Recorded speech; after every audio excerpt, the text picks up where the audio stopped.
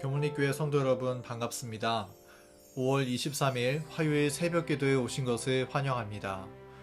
오늘도 에녹처럼 하나님과 함께 길을 걸어가는 그 동행의 기쁨을 누리고 하늘을 향해 더 가까이 전진하는 귀한 하루 되기를 간절히 바랍니다. 이제 기도하겠습니다. 하늘에 계신 하나님 아버지, 이 아침에 깨워주시고 다시금 하나님 앞에 서게 하셨으니 감사합니다.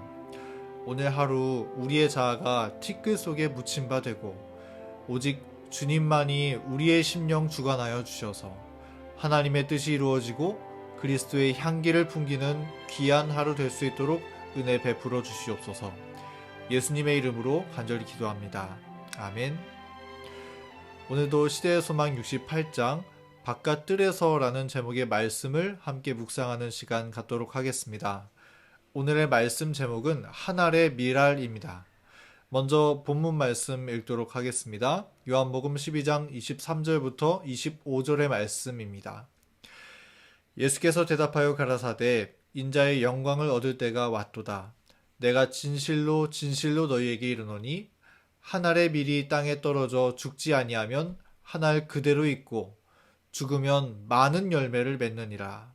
그 다음 25절입니다. 자기 생명을 사랑하는 자는 잃어버릴 것이요 이 세상에서 자기 생명을 미워하는 자는 영생하도록 보존하리라. 아멘. 예수님께서는 그분을 만나기 위해 찾아온 헬라인들과 대화를 나누시면서 이러한 구원의 기별을 전해주셨습니다. 그런데 23절의 말씀 가운데 예수님은 주님의 죽음을 묘사하여 말씀하시기를 인자의 영광을 얻을 때가 왔도다 라고 말씀하셨던 것입니다. 흠없는 우리 예수님께서 비록 죄인이 되셔서 처참하게 죽으실 것이었지만 예수님은 그것이야말로 영광의 때라고 말씀하셨던 것입니다. 왜냐하면 예수님은 오직 그 주님의 죽으심을 통해서만이 비로소 하늘 대쟁투에서 승리를 거두시고 또 예수님을 믿는 자들을 구원하시는 영광스러운 일을 이루실 것이기 때문입니다. 그리고 이어서 예수님께서 어떻게 죽으실 것인가에 대해서 묘사하여 말씀하시기를 한 알의 미랄이 되어서 땅에 떨어져 죽게 되는 그러한 실물교훈의 이치를 통해 말씀해 주셨습니다. 미랄이 땅에 심기워서 죽고 썩어졌을 때 비로소 새 생명이 나고 열매를 많이 맺게 되는 것처럼 마침내 우리 그리스도께서도 십자가에 매달려 이 땅에 심겨지고 생명을 바치셨을 때 많은 구원의 열매를 맺게 될 것이었습니다. 이처럼 미랄이 갖고 있는 생명의 법칙이 주님의 십자가와 너무나 일치한 원칙이었기 때문에 예수님은 그분이 한 알의 미랄이 될 것임을 비유로서 말씀해 주셨던 것이죠. 그러나 우리가 이 본문 말씀을 자세히 읽어본다면 이 말씀이 단지 그리스도의 십자가에 대한 말씀뿐만이 아님을 알 수 있습니다. 이 말씀의 본문은 예수님 자신이 미랄이라고 말씀하시기보다는 오히려 내가 너희에게 이르노니라고 기록하고 있는데요. 그러므로 이 말씀은 미랄이 되는 대상이 예수님뿐만이 아니라 예수님을 따르는 너희들, 즉 우리들이 미랄이 되어야 한다는 것을 말씀해 주신 것입니다. 그렇다면 미랄이 갖고 있는 생명의 법칙이 무엇인가요? 우리 시대의 소망은 미랄이 나타내는 법칙은 바로 자아 희생의 법칙이라고 기록하고 있습니다. 자아 희생의 법칙은 자기 보존의 법칙이다.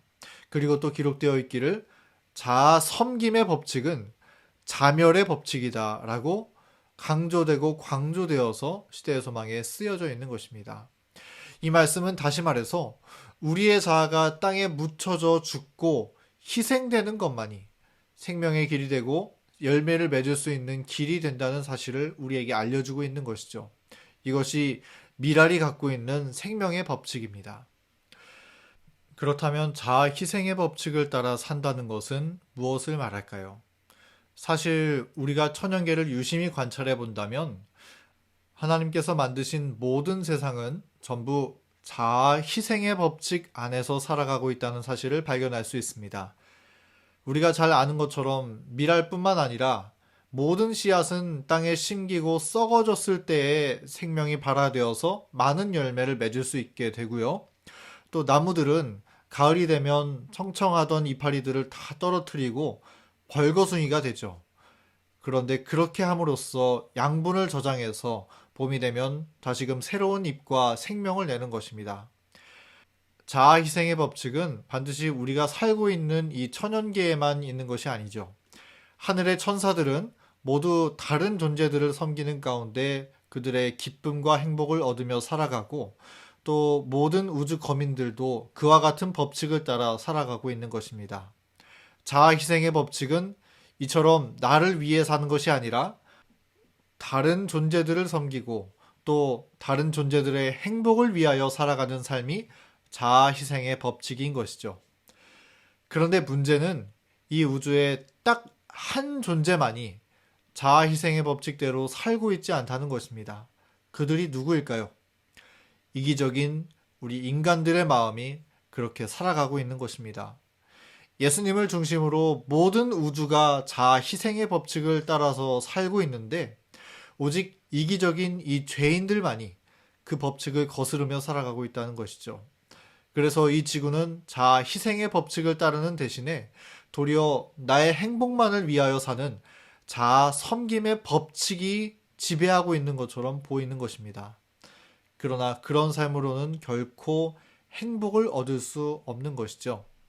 그래서 예수님께서는 그분 자신뿐만 아니라 내가 너희에게 이르노니 너희에게 이른다 말씀하시면서 우리도 한 알의 밀알처럼 다시금 자아 희생의 법칙을 따라 다른 사람들을 섬기면서 얻는 그 참된 행복을 되찾으라고 말씀하시는 것입니다.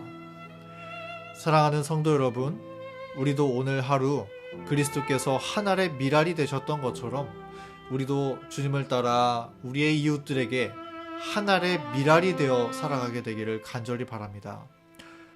지금 온 세상 사람들이 상대방을 누르고 나를 높이는 자아 섬김의 법칙으로 살아간다 할지라도 하늘 시민권을 가진 우리만큼은 하늘의 법칙을 따라서 자아 희생의 법칙으로 살아가게 되기를 간절히 바랍니다.